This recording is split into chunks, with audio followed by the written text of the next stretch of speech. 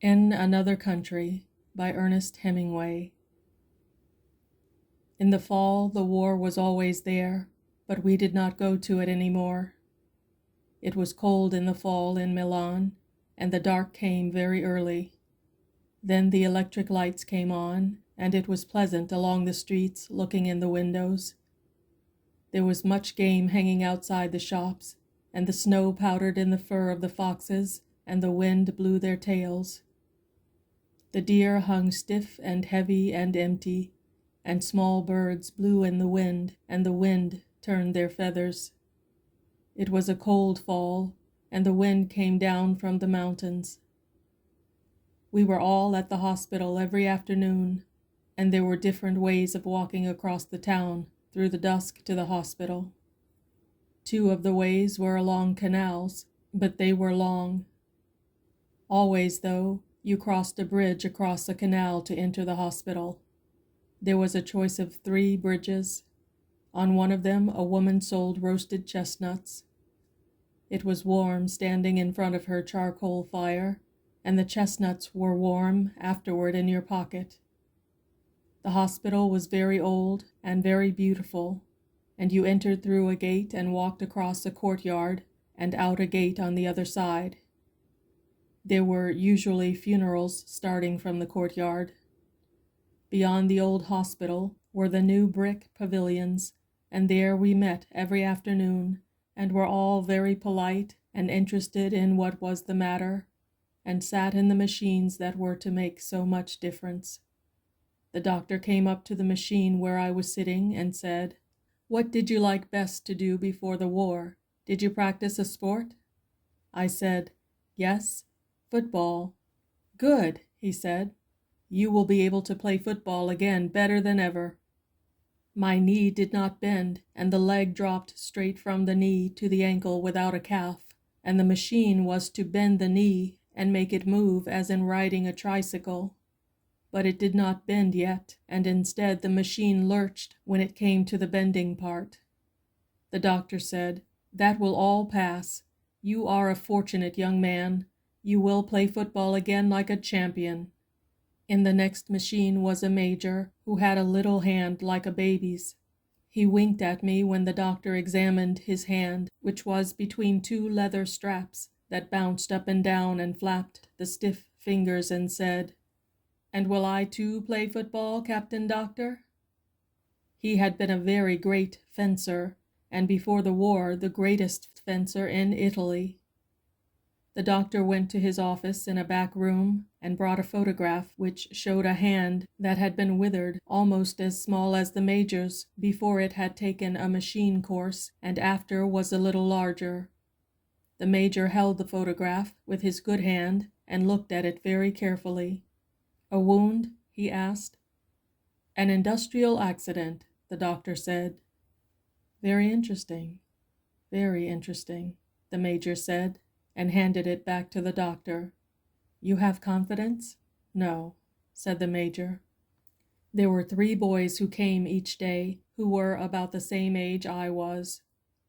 They were all 3 from Milan, and one of them was to be a lawyer, and one was to be a painter, and one had intended to be a soldier, and after we were finished with the machines, sometimes we walked back together to the Café Cova, which was next door to the Scala.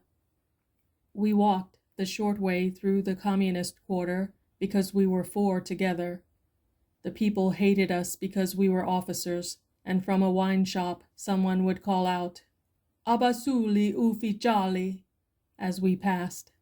Another boy who walked with us sometimes and made us 5 wore a black silk handkerchief across his face because he had no nose then, and his face was to be rebuilt. He had gone out to the front from the military academy and been wounded within an hour after he had gone to the front line for the first time. They rebuilt his face, but he came from a very old family, and they could never get the nose exactly right. He went to South America and worked in a bank. But this was a long time ago, and then we did not, any of us, know how it was going to be afterward. We only knew then that there was always the war, but that we were not going to it any more. We all had the same medals except the boy with the black silk bandage across his face, and he had not been at the front long enough to get any medals.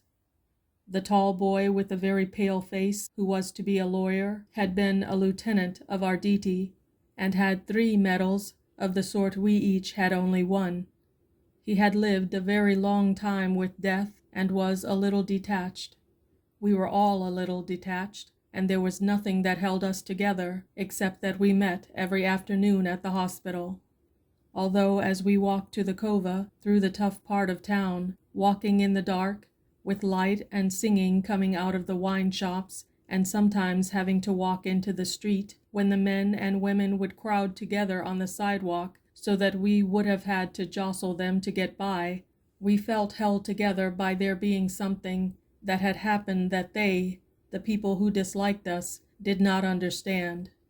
We ourselves all understood the cova, where it was rich and warm, and not too brightly lighted, and noisy and smoky at certain hours, and there were always girls at the tables, and the illustrated papers on a rack on the wall. The girls at the cova were very patriotic, and I found that the most patriotic people in Italy were the cafe girls, and I believe they are still patriotic. The boys at first were very polite about my medals and asked me what I had done to get them.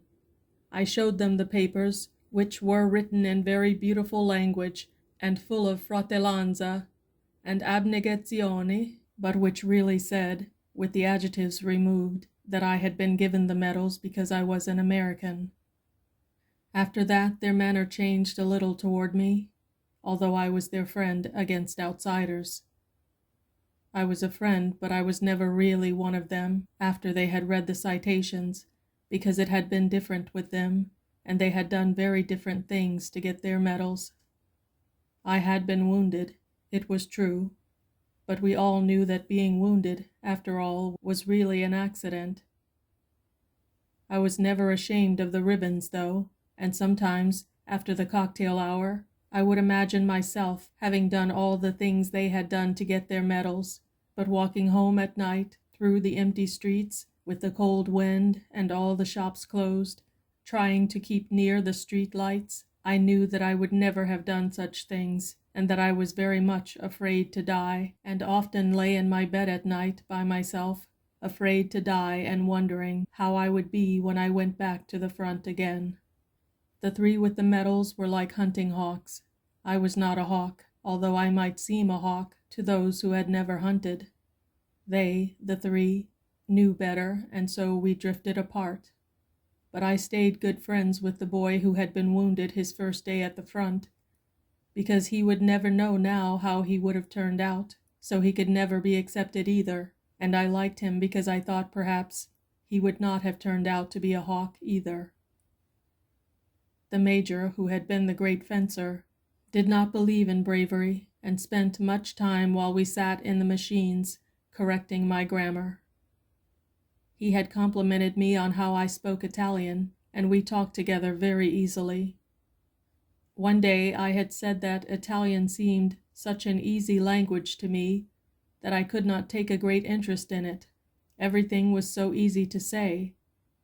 "Ah, yes," the major said. "Why, then, do you not take up the use of grammar?"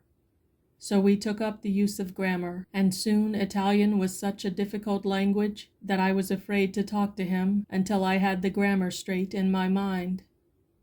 The major came very regularly to the hospital. I do not think he ever missed a day, although I am sure he did not believe in the machines.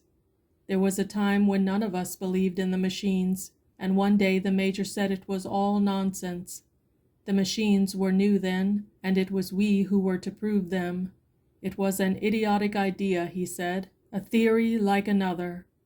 I had not learned my grammar, and he said I was a stupid, impossible disgrace, and he was a fool to have bothered with me.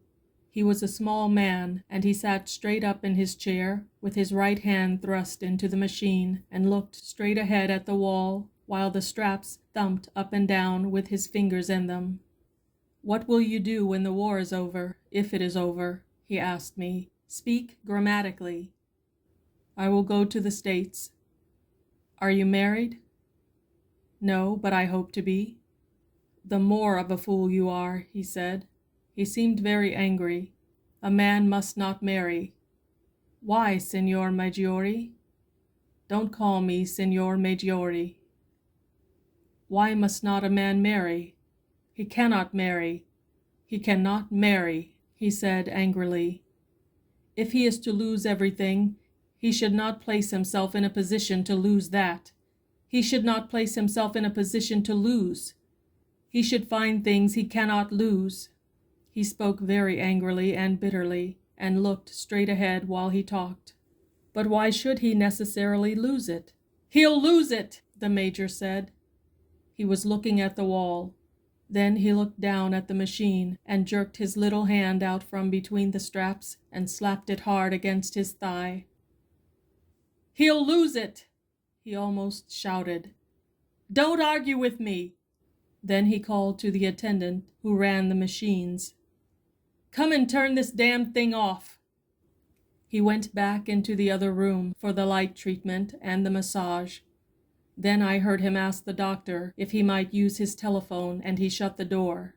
When he came back into the room, I was sitting in another machine. He was wearing his cape and had his cap on, and he came directly toward my machine and put his arm on my shoulder. I am so sorry, he said, and patted me on the shoulder with his good hand. I would not be rude. My wife has just died. You must forgive me. Oh, I said, feeling sick for him. I am so sorry. He stood there, biting his lower lip. It is very difficult, he said. I cannot resign myself. He looked straight past me and out through the window. Then he began to cry. I am utterly unable to resign myself, he said and choked.